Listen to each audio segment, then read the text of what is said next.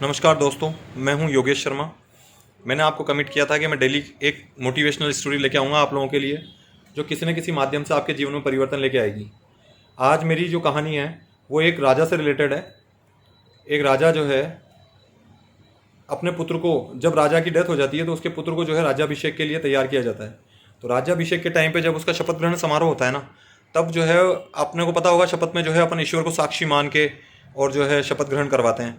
तो जब उस राजा को बोला गया कि भाई आपको ईश्वर को साक्षी मान के शपथ ग्रहण करवानी है, तो राजा ने बोला कि बोले भाई ऐसा है कि ईश्वर जो है तो मेरे सामने लेके आओ, उसका प्रमाण दो, और अगर नहीं है तो मैं ईश्वर की शपथ नहीं लूँगा। इवन अब मैं अपने राज्य में जितने भी मंदिर हैं वहाँ से मूर्तियाँ और हटवा दूंगा। इसके लिए मैं आप लोगों को 15 दिन का टाइम देता हूँ।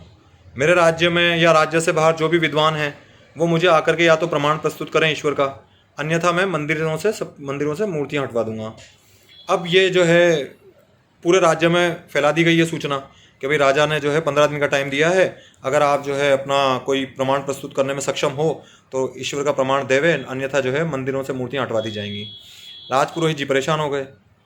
अनेक विद्वान आए, उन्होंने अपने अपने जो है तर्कों से ईश्वर को सिद्ध करने की कोशिश की, लेकिन राजा संतुष्ट नहीं हुआ। इस मतलब चर्चा में 13-14 दिन निकल गए। अब नंबर आता है साहब 15वें दिन का। तो 14 दिन जब कंप्लीट हुए तो रात में जो है पुरोहित जी परेशान हो रहे थे। तो बोले कि साहब जो है, उनकी बेटी ने बोला, बोले पिताजी आप परेशान क्यों हैं? तो बोले कि साहब जो है नया राजा जो है सारे मंदिरों से मूर्तियाँ हटवा देगा। अब एक दिन बचा है, केवल उसके द्वारा दी गई जो समय सीमा थी उसमें एक दिन बचा है, और उसने बोला है कि बोले साहब ईश्वर का प्रमाण दीजिए, अन्यथा मंदिरों से मूर्तियाँ हटवा दी जाएंगी सारी। ईश्वर है तो प्रमाण दीजिए। तो लड़की ने बोला इसमें कौन सी बड़ी बात है, मैं चलूँगी आपके साथ में, कल मैं उनको ईश्वर का प्रमाण दूंगी।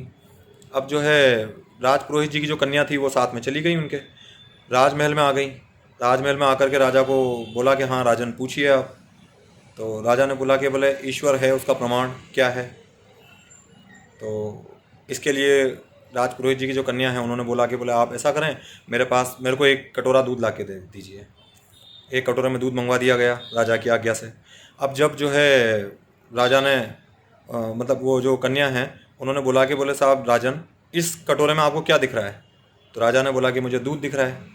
राजपुरोहित जी की कन्या ने बोला कि बोले साहब जो है मुझे इसमें मक्खन भी दिख रहा है, क्या आप इसमें मक्खन है? उसने क्वेश्चन पूछा। राजा ने कुछ सोच के बोला हाँ है।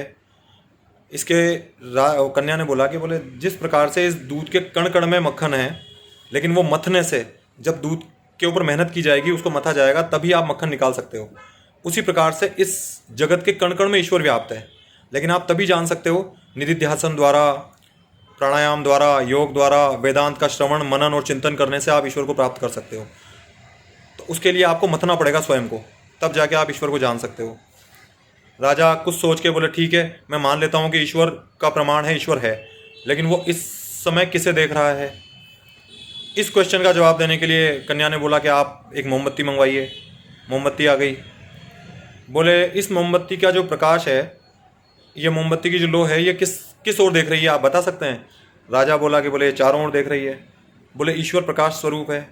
आत्मा का के बारे में बोला गया है कि आत्मा भी प्रकाश स्वरूप है, आत्मा और परमात्मा एक ही है, आत्मा सो परमात्मा।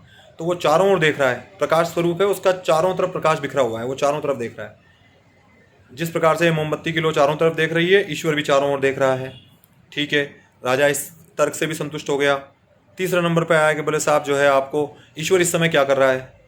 तो कन्या ने बोला कि राजन, इस समय मैं तुम्हारे क्वेश्चंस का जवाब दे रही हूँ, और इस नाते तुम तो मेरे शिष्य हो गए और मैं तुम्हारी गुरु हुई, तो गुरु का पद शिष्य से ऊंचा होता है, तो आपको अपना राज सिंहासन छोड़ के मुझे देना होगा, तभी आपको इस क्वेश्चन का आंसर मिलेगा। राजा ने कुछ सोच के सिंहासन से उठ खड़ा हुआ और कन्या को अपना सिंहासन दे दिया। कन्या राज सिंहासन पर बैठ गई और राजन जो है एक साधारण मनुष्य की भांति सामने खड़ा हो गया। तो कन्या ने बोला कि ईश्वर इस समय ये कर रहा है, वो चाहे तो एक साधारण मनुष्य को राजपद और एक राजा को साधारण पद कभी भी दे सकता है। वो सर्वशक्तिमान है, उसके लिए कुछ भी असंभव नहीं है। उस ब्रह्म के प्रशासन के कारण ही सूर्य अपनी जगह पर नियत समय पर निकल जाता है, चंद्रमा अपने नियत समय पर निकल जाता है, पृथ्वी अपनी धुरी पर चक्कर लगा रही है। उसका ब्रह्म का प्रशासन ही है जिसकी वजह से हमारी श्वासें निरंतर चल रही हैं, हमारा भोजन अपने आप पच जाता है। सब कुछ ऑटोमेशन में चल रहा है, सब कुछ, और हम सोचते हैं कि हम कर रहे हैं। सब कुछ उस सर्वशक्तिमान की लीला है, वो हमारे भीतर ही घट घट में विराजा हुआ है। इसीलिए ईश्वर जो है सर्वत्र व्याप्त है। आप यह समझिए कि अपने जीवन में जब भी आप कोई अच्छा कर्म करते हैं, ईश्वर प्रसन्न होते हैं। जब भी आप किसी का थोड़ा सा भी अहित करते हैं, वहाँ वो नाराज़ हो जाते हैं। तो बेटर यह है कि आप अपनी ज़िंदगी में अगर हमेशा आनंदपूर्वक रहना चाहते हो तो सर्व हिताय सर्व सुखाय की प्रेरणा से चलें, सबका हित सोचें, क्योंकि हम सब एक ही नाव में सवार हैं और हम एक ही सूत्र में पिरोए हुए मोती हैं। हमारा अलग अलग अस्तित्व नहीं है, समग्र रूप से ही, समष्टि रूप में ही हमारा अस्तित्व है। जिस प्रकार से पेड़ पौधे हमारे को हमारी कार्बन डाइऑक्साइड ग्रहण करके ऑक्सीजन देते हैं, हम जो है कार्बन डाइऑक्साइड छोड़ते हैं, वो उनको ग्रहण कर लेते हैं। हम सब आदान प्रदान में चल रहे हैं। ये ट्रांजेक्शनल वर्ड है, व्यवहारिक सत्ता है। सब कुछ जो है ईश्वर द्वारा रचित है। सारे लॉ एंड ऑर्डर बिल्कुल क्लियर हैं। सब कुछ जो है डिसाइडेड है ऑलरेडी, कि बोले आप इस तरीके से चलोगे तो ये होगा, अच्छे कर्म करोगे तो ये होगा, गलत कर्म करोगे तो ये होगा। गुरुत्वाकर्षण का नियम है कि आप सीधे सीधे चलोगे तो इस पर चल पाओगे, ऊपर से नीचे कूदोगे तो कर्म आपका है, नीचे आके गिरोगे तो लगेगी सही। इस प्रकार से लॉ एंड ऑर्डर बिल्कुल क्लियर है। आप किस तरीके से जीते हो, इस तरीके से आपका जीवन निर्भर करता है। जैसी आपकी दृष्टि होगी वैसा ही आपका जीवन होगा। यथा दृष्टि तथा सृष्टि। Thank you very much. और भी आगे नई नई कहानियाँ लेकर मैं आता रहूँगा आपके पास में। आपको कहानी अच्छी लगी हो तो चैनल को सब्सक्राइब कीजिए, बेल आइकन दबा दीजिए। नई नई कहानियाँ डेली आएंगी और मोटिवेशनल आएंगी।